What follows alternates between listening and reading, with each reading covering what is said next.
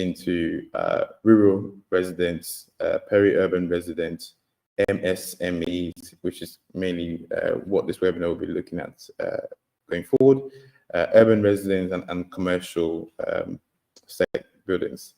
Now, the size, what's quite interesting is that the size of each of these customer segments are so diverse, right? You've got, for example, 90 million people in the rural area.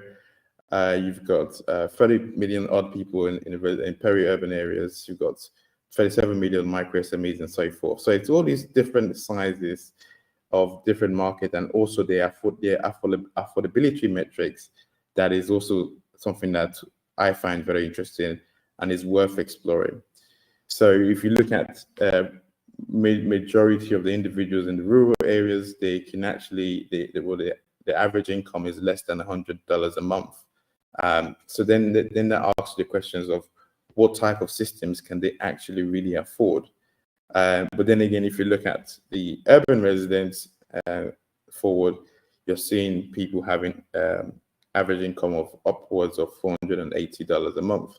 So it's also important to understand that in these different markets, there's different customer segments and all have different affordability metrics, and also how much energy that they consume. What really stood out for me in this was the monthly consumption for different customer types, and MSME really stood out for me because for micro size and medium sized businesses, you're seeing about 20 to 110 kilowatt hour per month, and this really sparks the case of majority of them would like to reduce the energy consumption, but also improve their productivity. So there's a balance between reducing energy consumption and increasing productivity. So, which is also leads into the question of, well, then how much do they actually have to spend on energy every month? And considering those values, I think some of them you can see, so some people are ranging between $10 a month to $50 a month. And here lies the challenge of what type of power they can afford and what can be provided to them. This also kind of touches upon the challenge around productive use of energy, where you have assets which probably cost upwards of $300, $400 for each of those kits or asset coming in there, including solar energy. And the affordability metrics of these consumers are $20 to $30 a month. So how would they be able to afford such appliances or such products? Is also a key question that needs to be answered. So there are various challenges, but also solutions out there that's coming in place. And hopefully some of the speakers later on will be discussing on some of the possible solutions around this. We spend a lot of time having conversations with these businesses, and just really to understand where do we kind of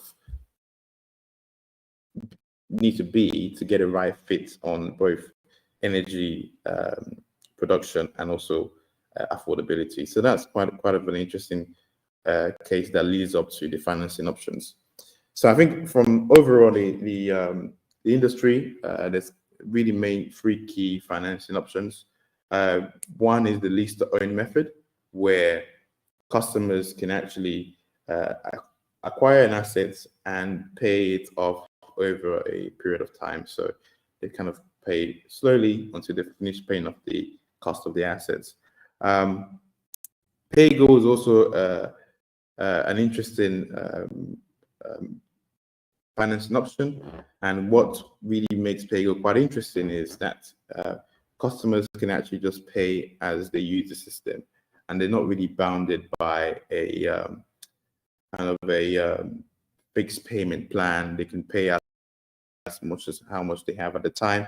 But also the challenge with this is you might have an asset which could be much more expensive, and allowing those customers can go on PayGo could take them a very long period of time to actually for you to recoup your investment in those things. So that's also another interesting model that's been taken off, especially for the smaller systems.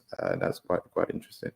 Other in terms of larger system sizes and most commercial projects, look into what is generally called an energy as a service option, where the customer pays per energy use kilowatt hour, and that is bounded by for a fixed period of time, but mainly more longer term contracts and projects.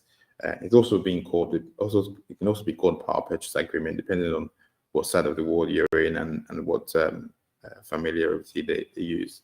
So this really leads me to kind of understand, okay, which some of these options, which are the best, and it also depends on the customer segment as well. But what we're seeing is a combination of these three being a dominant financing options for people in the renewable energy sector, specifically solar energy and equipment financing. So with that being said, hopefully, Mosiri, I would like to kind of get the other speakers to really tap into some of these areas that I've talked about in terms of questions that we have, and what are some of the things that they're doing in this sector to address these problems, and where does the future really look like, and hopefully looking forward to some interesting engagements. Just a little bit about PAM before I wrap up. We mainly focus on three key areas. So standalone solar for businesses and wealthy individuals in the urban areas. Net zero villages, what is kind of our key innovation for rural community projects, and innovation. So we spend a lot of our time on R&D, developing new technologies that could enable more energy access. And thank you very much, Mosiri, for giving me the time to go through this. And obviously, you can definitely get in contact with us. We're always interested to know questions, some solutions you provide, any ideas. We're quite interested in understanding the kind of different options that are out there. And I know some people have some really good ideas that we can also look into. So thank you very much, Mosiri, and over to you. All right, thank you very much, Dr. Patrick. It was great to have you on. And yes, what you said about affordability. Affordability is a very big issue if we're really going to transition to renewables. We see that fossil fuels are particularly offered cheaper forms of energy, and so if we're really going to do renewables, then we need to be able to solve the affordability problem and make sure that we have financing for those things. So next up on our agenda is Ruchi, who is the program manager at SE4All, managing the Universal Energy Facility program. And she was speaking to us about what SE4All is currently doing to really bridge this gap of affordability for businesses, mainly commercial users, and what they can do to take advantage of this facility. So yeah, the floor is yours, Ruchi. Yeah, I'll be sharing your slide now. So one minute. Perfect. Just to save my bandwidth, I'm going to switch off my video, but hi, everyone.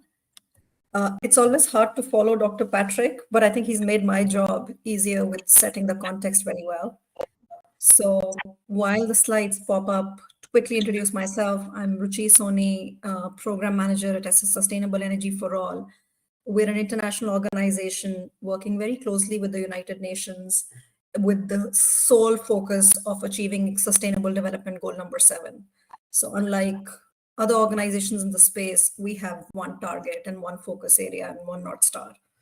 With this, I'm going to spend a couple of minutes focusing on our work on the Universal Energy Facility, which is a results-based financing program that SE4All set up in late 2020. Next slide, please.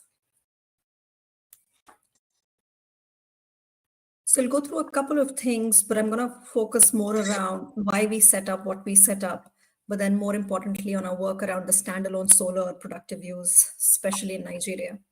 Next slide, please. So I think it goes without saying, especially to this group, but 759 million people are still without electricity access. And I live in Abuja, so I think it's not, and I'm originally from India, so it's not lost on any of us that what that lack of access really means.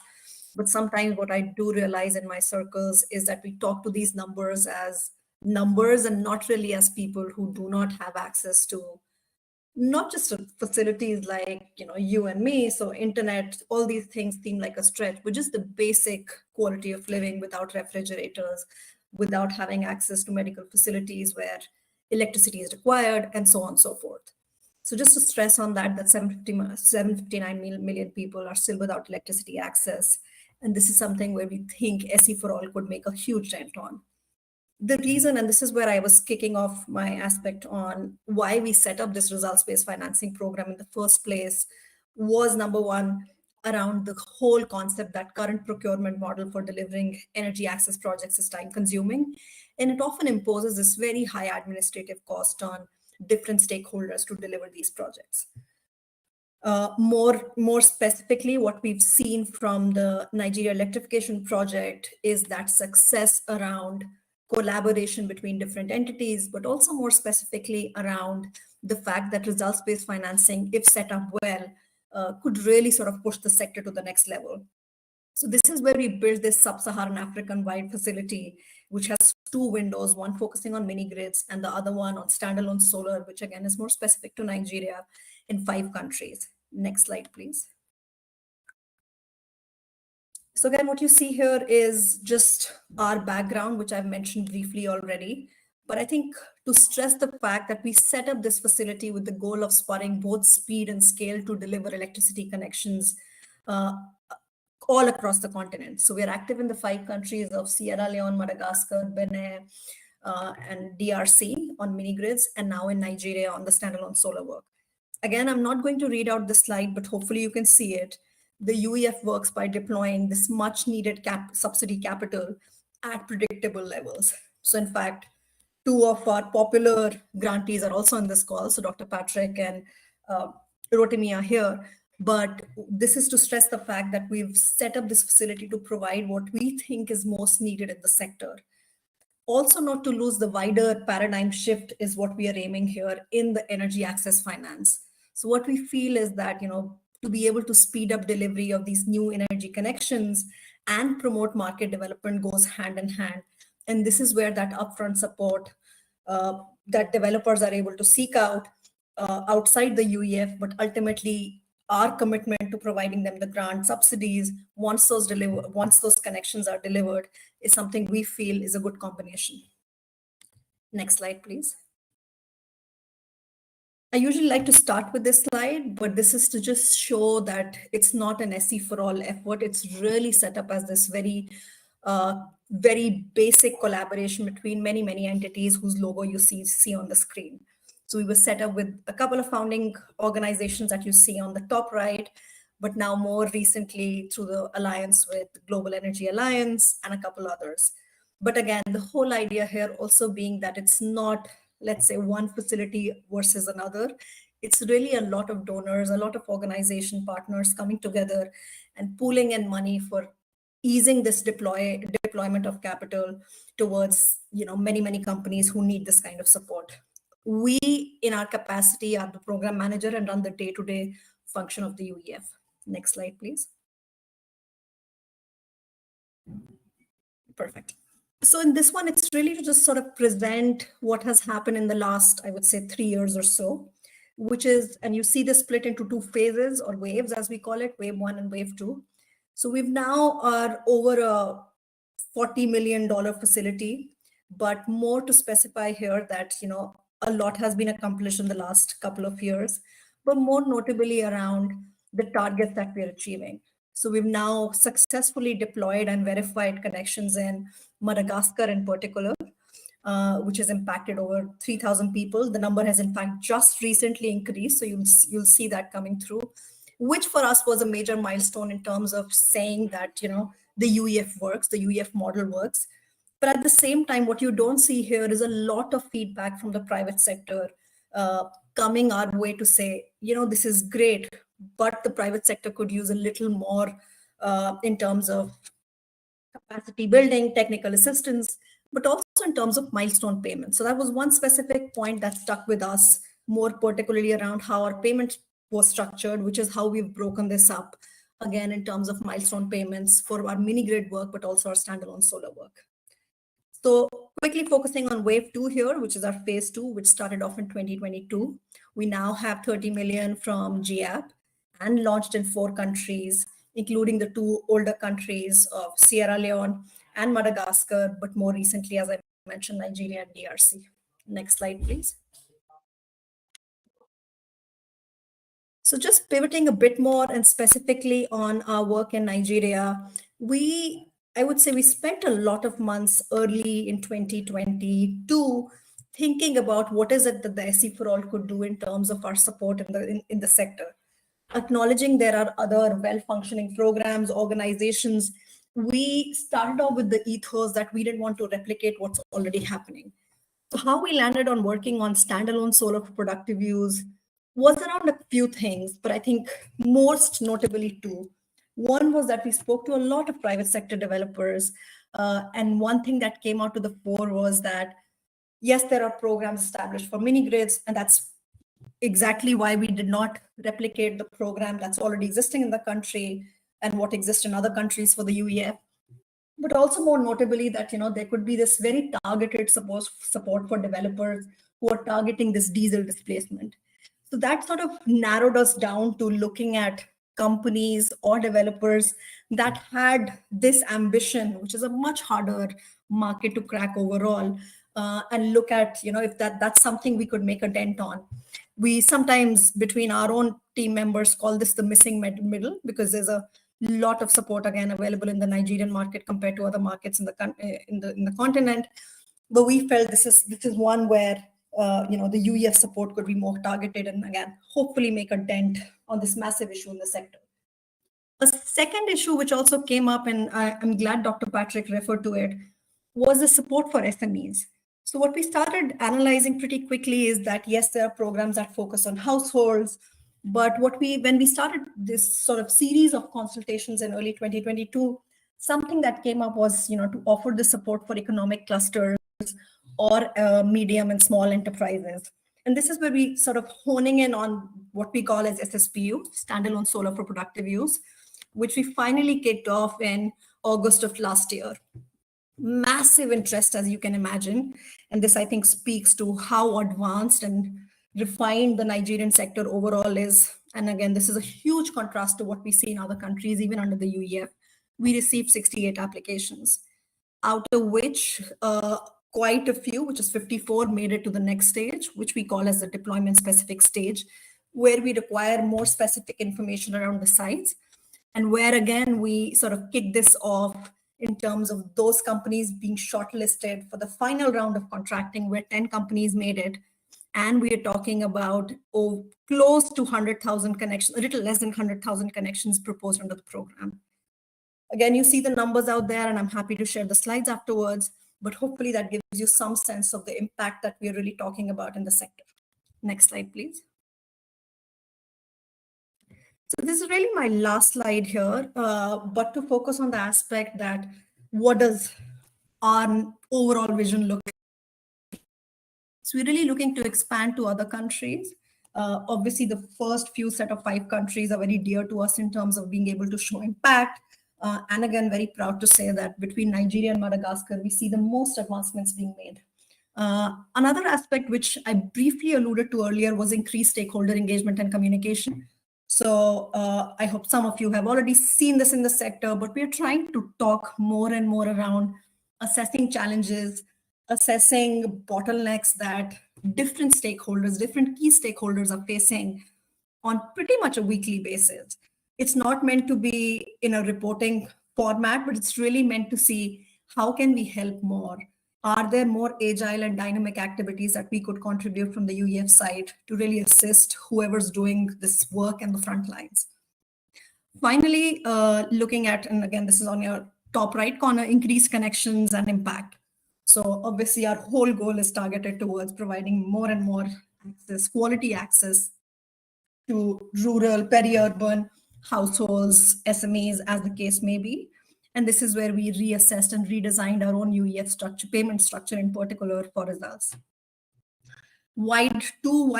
Two more wide buckets, as you see on the bottom of the screen, are around resource mobilization. So our whole goal is to create a UEF to be $100 million facility by end of the year. So you can imagine a lot of background work happening, taking place. And finally, and this is something I would also love to get fellow panelists, but also everyone other's view, is around what we call as value-added services. So we've been thinking a lot about capacity building, technical support, which is something, again, I think Nigerian sector overall is blessed with different donors, different implementing partners trying to do their bit. But we're really trying to scout if there are these missing pieces where, again, SC for All or the UEF could come in. A few examples here are not from Nigeria, but from other countries where we've seen either support needed by the government, where they could use some help on the evaluation front, or in some cases by the private sector in terms of assessing or technical viability of their model. So again, just throwing those out as examples, but eager to hear if there are more specific support areas in Nigeria in particular. Next slide, please. So this is everything from my side, but hopefully that was helpful. And thank you again, Moserere, for inviting me. Back to you. All right, thank you very much. Thank you very much, Richie, for that presentation. And it was great to hear all of the work that Universal Energy Facility is doing in the country at the moment. Focus on productive use is definitely the way to go. I mean, if we're going to be having energy access, then it has to be for productive uses. So it does impact positively on the economy. We should have a poll now, but I'll run quickly into Mr. Rotimi Thomas' presentation, and then we have the poll after, and we can round up the session. So, Mr. Rotimi, the floor is yours. Yeah, thanks, Mr. I think you need to give me presenter, right? So let's see here. Second. So I'm trying to present, Mr.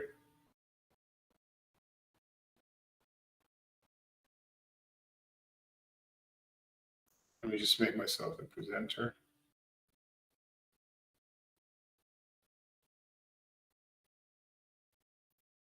Yeah, I think I've just done that for you now, to me. Okay, perfect. Awesome. Thanks, Patrick. All right. So hopefully,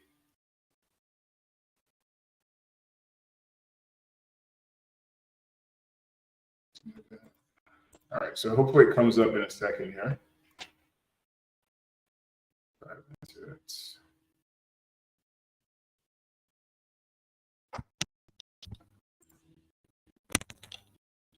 All right, let me know when you can see the screen. Yes, you see your screen now. You can? Okay, perfect. Okay, thank you, Patrick, and thank you, Mashari, and also Ruchi for the invitation and also for the amazing presentation so far. I'm going to kind of pick up from both where Ruchi stopped and also what Patrick talked about, because that is what I live every single day. I used to be part of a team called Aspire. We used to do solar installations across Nigeria, did over 500 over a few years. We saw the good, the bad, and the ugly with regards to solar installations, going on people's roofs, getting phone calls on New Year's Eve. Oh, my system is not working. I need help with this. I need help with that. Sometimes I would dread phone calls, and sometimes I would love to receive phone calls. And I think the loving to receive the phone calls was more often than the bad situations. But the bad situations taught us a lot about what solar customers want, the peace of mind that they are after. They're essentially after the power to be the best version of themselves and to pursue their ambitions. And it really made us realize how important the work that we are doing was. But there was a big problem that we experienced. When trying to scale the business up, because we're not thinking about just serving 1,000 people.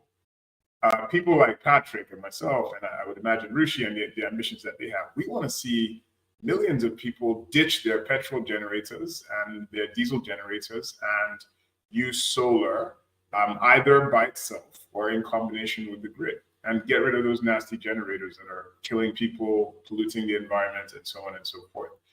And I think we had to come to a hard realization that what we were doing by itself could not scale to reach 1 million people, because we were just another solar installer that lacked access to a very key ingredient, which was access to clean energy financing.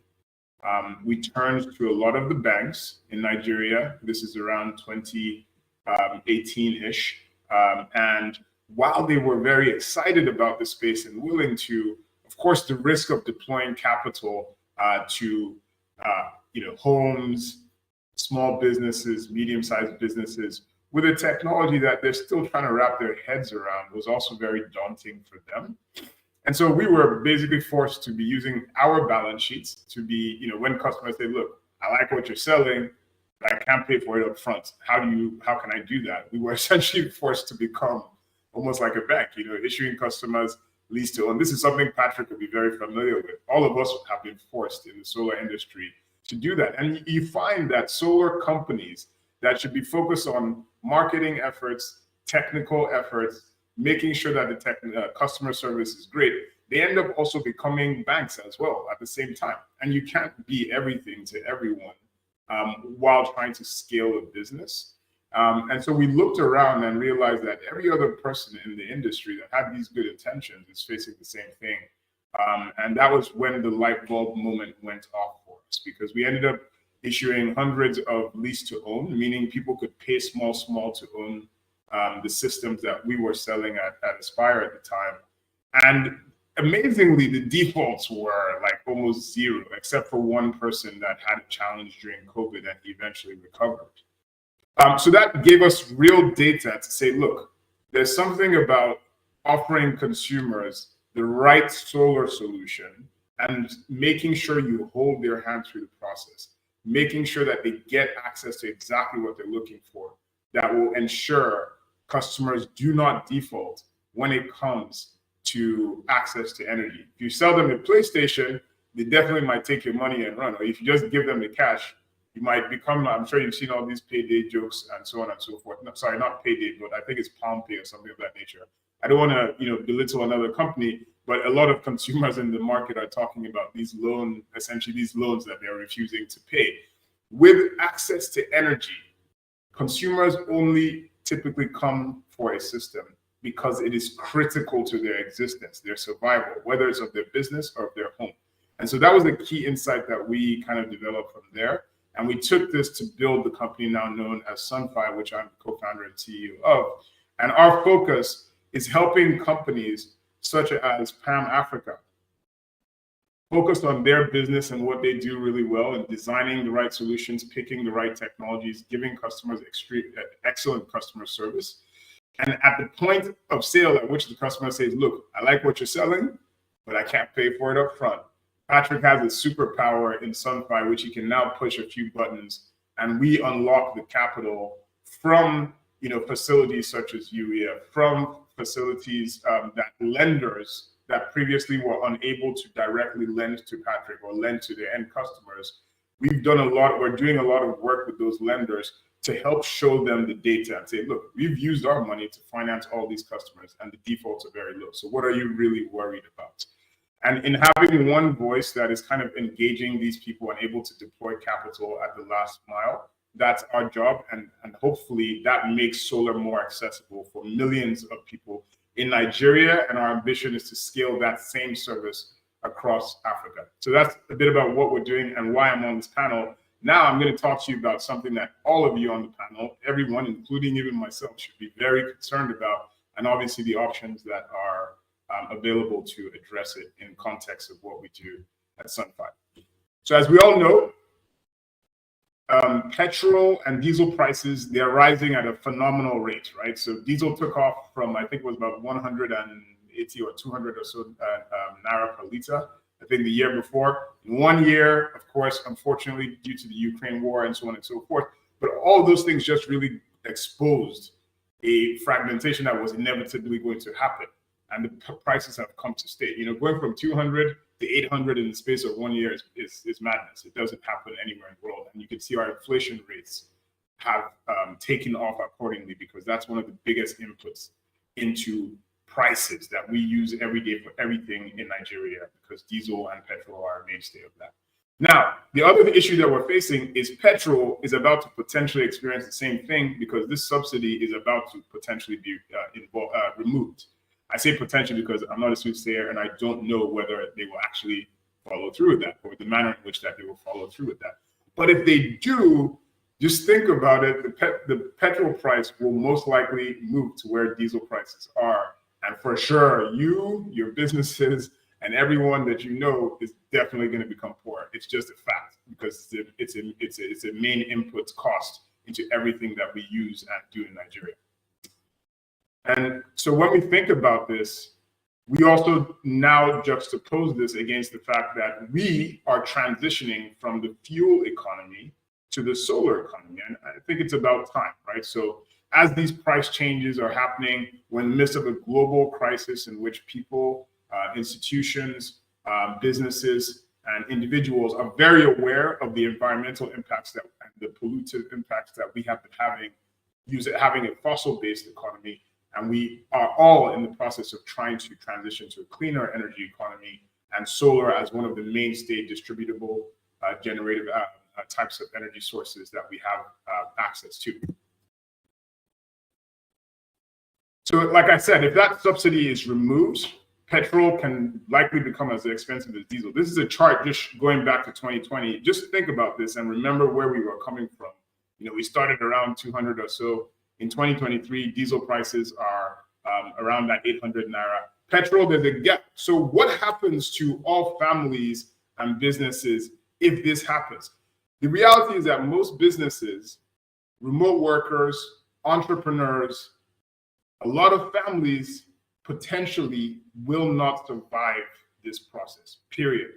You cannot increase a main input cost 7x in the space of a few months and petrol will have a wider impact than the diesel will, because every micro SME, every small business, so on and so forth, they have a petrol generator, right? So diesel, I would say industrialists, middle income families, upper middle income families have already felt that pinch, and they've already started to pull back. That's why we're seeing a lot of people inquiring and learning more about solar.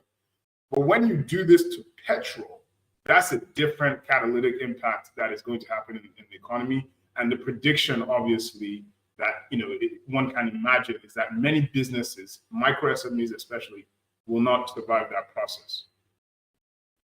So what we can also join to this message is that it's not like at the same time power availability is improving in the country. So at the same time that this entire transition is happening, power availability has not improved. The population is taking off. The growth rate in population is ridiculous. The utilization of electricity, or the rate at which people want to use electricity, has increased. But the power availability has not increased. At least in my lifetime, it's worse today than it was when I was born. And the population is kind of taking off. And as a result, we're losing a lot of money every year that businesses and homes are not able to either save or access because of the unavailability of power. So the question that we all have to ask ourselves, especially from this topic of commercial solar installations and business solar installations and solar installations for SMEs, is your business, and let's also bring in the family aspect of this, and your family ready for one of the most important economic shifts in Nigeria's history, period. You increase petrol prices, whether it's 2x, 3x, 4x, 5x, 7x, it is going to kill and hurt a lot of businesses and a lot of families as well. And we know that solar, however, is a stable and free energy source that a lot of consumers are starting to try and learn about in anticipation of this. And even before this topic of subsidy removal, it was already something plaguing people that they were looking to see, hey, how can we manage these rising costs? The subsidy removal just exaggerates something that was already an ongoing transition and something that consumers are already starting to look to.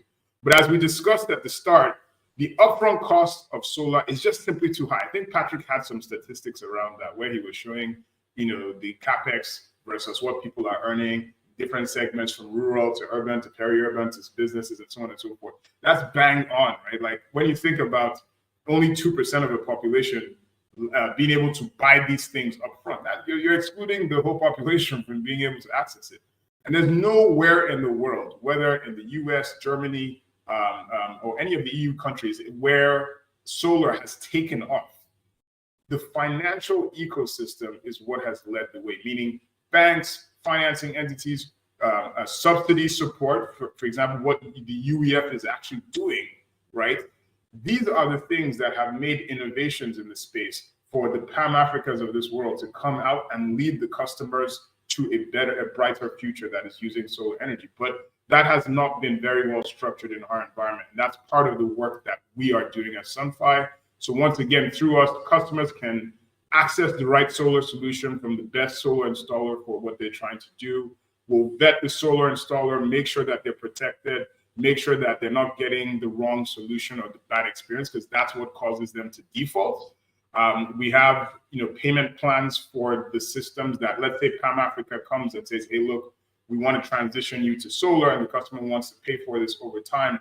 We have payment plans that go out as far as 36 months with some of the solar partners that are using our platform. It really depends on the warranties that these solar providers are issuing and the type of technology that they're using. That's how we will adjust the length of time that we allow you to pay for the solution over. And also, what we can do on Sunfy is if you come to us within 24 hours, you can actually get an approval, actually as low as 2 hours. In the future, it will be within seconds when we implement a lot of machine learning based aspects of this. And then also just managing the customer experience. Normally, it was the solar customer and the end consumer. And now you have this third party that actually has solar experience looking out for the consumer and also looking out for the solar provider as well. So that tri-party nature of what we do, that trust pilot element of what we do is critical for everyone in the ecosystem. Once again, our job, we want to match the right customer to the right person that is best positioned to serve them. And we want to make sure at the point at which financing is available, whether it's for a small 500-watt system or a big 100 kilowatt commercial installation or 200, whatever the case may be, our goal is to be able within seconds to be able to either approve, request more information, or guide the customer and the solar provider to the right place at which the transaction can happen. Because our intention is to actually make the transition happen and not to be one of those entities that says, okay, go and bring this paper, go and bring this paper, go and bring this paper. Within 6 months, you still haven't financed a thing. Our goal is actually to get action and transition millions of people using this financial ecosystem that we built. These are just some of the things that you should always watch out for when you're looking at whether it's a commercial installation or something for your home. It's one of the things, once again, that Sunfy really looks at in our ecosystem. And we work very closely with the Pan-Africans of this world and also to the customers to make sure that they get fast payment plan approvals. Obviously, God has already done the work. The sun is always free, so that one we don't have to worry about. We make sure that we look at the most flexible way for payment plans, and we take a lot of customer-centric things into account and also technology-centric things, matching you once again with the best provider for your needs. We really pride ourselves on delightful customer service, but we're learning and getting better and also working with our solar partners to make sure they are prolific at that, because these are the things that make the difference between a person staying on solar or saying, look, I'm not doing this thing again, it's too much wahala. Solar systems for your budget, this is very expensive. We know that in the market, there are really expensive ones and there are very cheap ones. You have to pick the one that is according to you have to cut your cloth according to your size. Looking at low upfront payments, that payment barrier upfront is very important, whether it's 5%, 10%, 30%. These things can deter or pull in consumers to actually making that transition.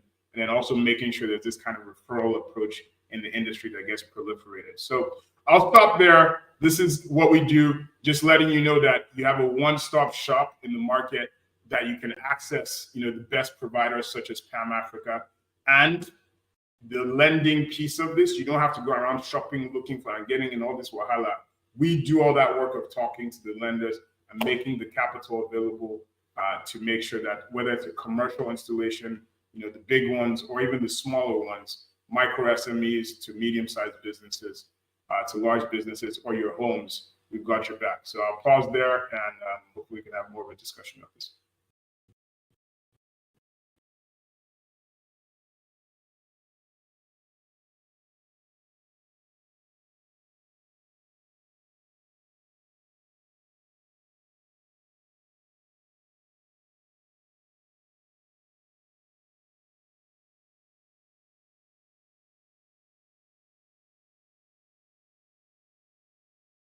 Hey, Patrick, is Rosharia there?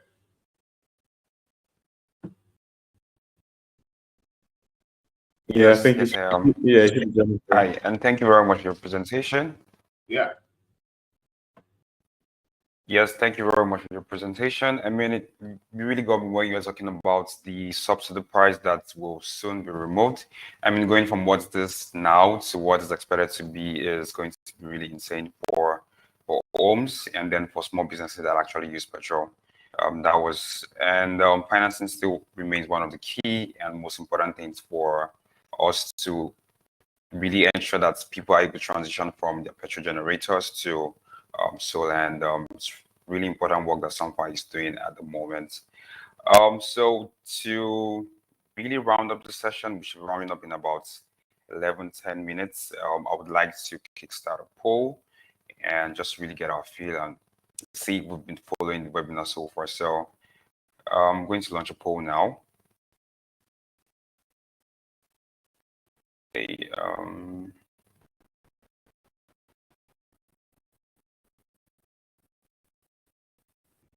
just let me know if you see the poll when I launch it.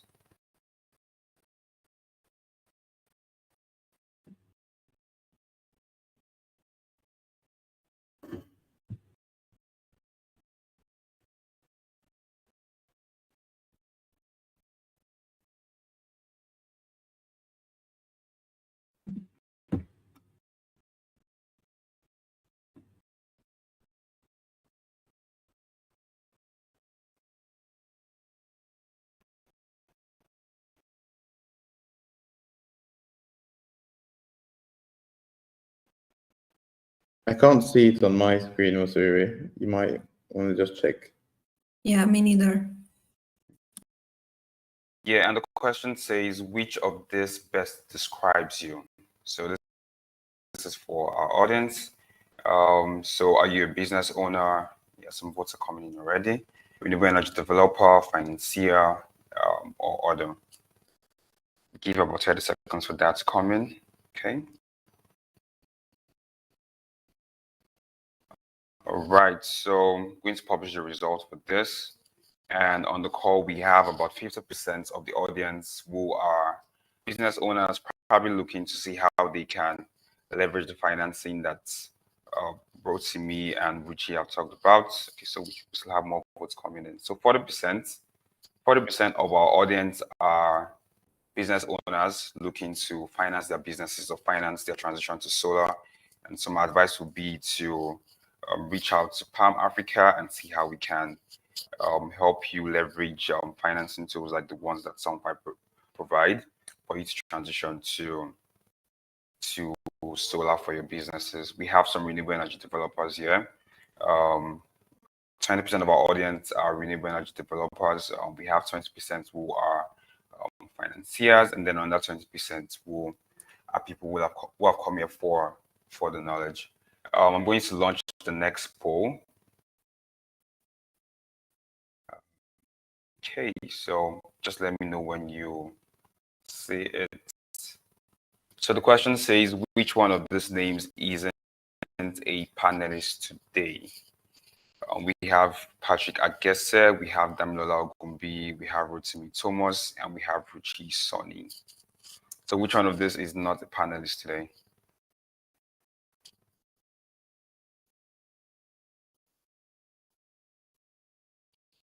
Okay, votes are coming in.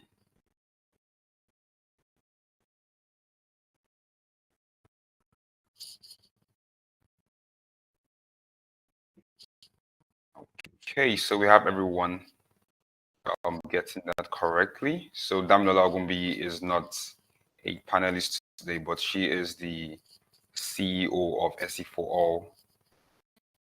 Right, so back to the list. And this was something that Richard touched on during our presentation. And the question is, how many people are without access to electricity? So talking about people all over the world, is it 359 million people? Is it 559 million people? Is it 759 million people? Or is it 959 million people? Let's bring the votes in.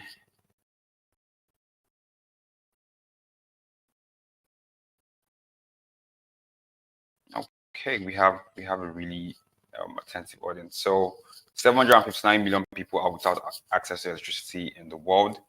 That's really close to 1 billion, and means there's a lot of work that needs to be done to bridge this gap between electricity and them having electricity for productive economic use. And then for the final question I have here,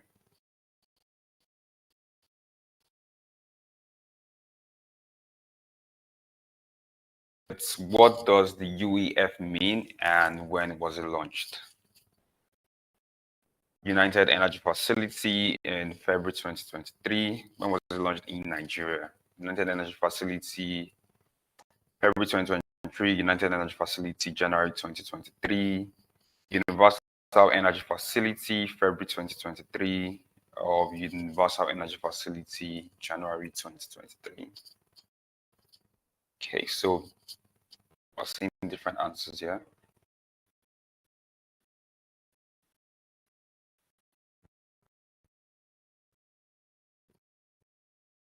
All right, so I think the votes are in. 75% of our audience got correct. It's Universal Energy Facility, and it was launched in Nigeria. It was announced in Nigeria in February this year. Yes, February this year was when it was announced in Nigeria. So yeah, that brings us to the end of the poll. Now we will take questions from the audience. So if you have any questions, you could ask to speak, or you could just put it in the chat box if you have any questions.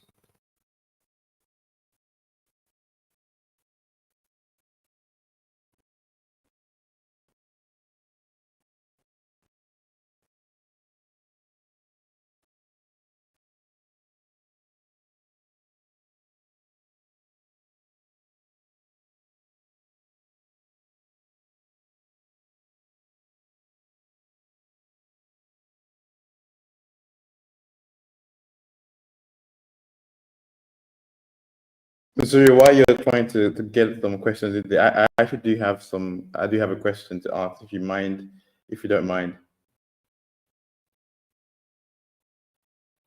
Yeah, no problem. Okay, so I think that the question is for Rishi, and this really, I wanted to ask the question about kind of what does the future of the Universal Energy Facility look like? Would more Nigerians be able to benefit from it? And the second question I had is, what are the learnings from the current program being put out there? So what have you learned from the early kind of first deployments of the current program? What are you seeing? Are you seeing some good information that could help others in this space? Very good question, Dr. Patrick. And let me start with the harder one first. So in terms of supporting Nigeria, that's our vision, that's our goal.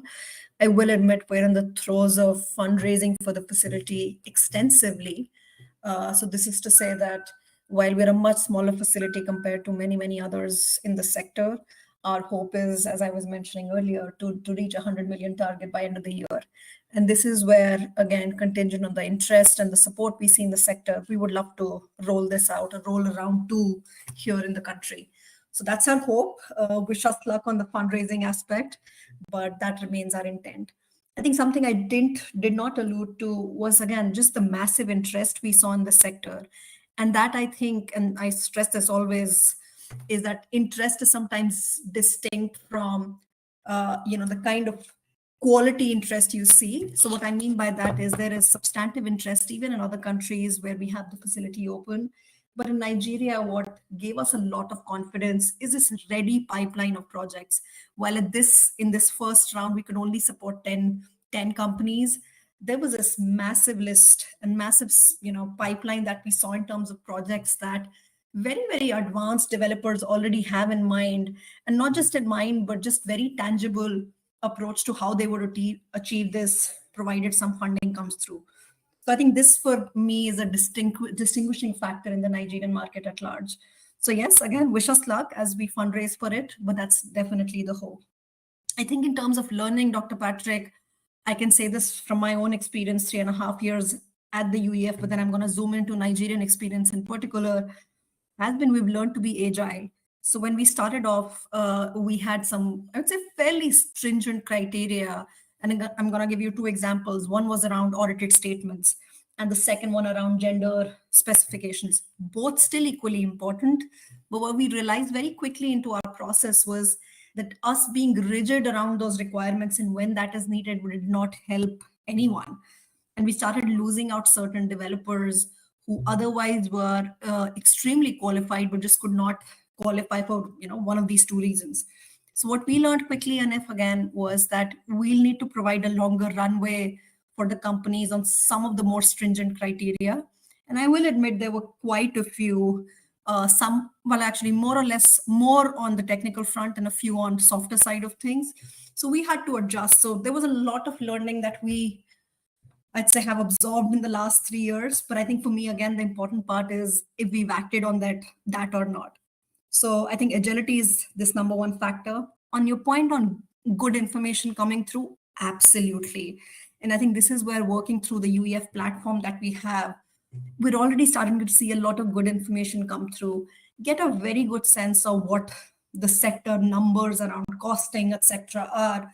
And we've committed to, barring the information that is locked in terms of agreement between the developer and ourselves, some of this data will be made public in an aggregated way. So while yes, you may not be able to distinguish it between one developer versus another, and as it should not be, our real hope here is that this can actually, make this very strong case for the sector and why it really needs the support. So this is what I would say in terms of quarterly reports that we've committed for. And again, we have these available from Madagascar. Our hope is that we keep up and continue as, program impact and disbursements and connections are made in the next couple of months. So I hope I gave some answer, but obviously very happy to discuss details. Back to you. No, that's really, really interesting. I think I picked some good knowledge around that, and it's good to see kind of the success and the future success of the program being also considered.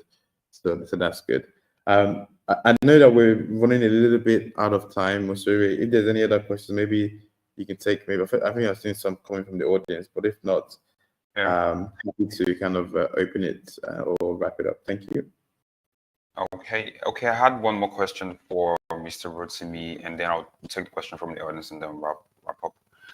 So my question was: so what are the biggest challenges that Sunfire has had with liaising with this financial providers, so the banks and the likes? What's the greatest challenge you've had liaising with them? And then secondly would be so Sunfire is particularly focused on solar right now. So what about other renewables that are gradually emerging in the country? So what's the plan for Sunfire when other renewables become more mainstream in the country? That would be my question.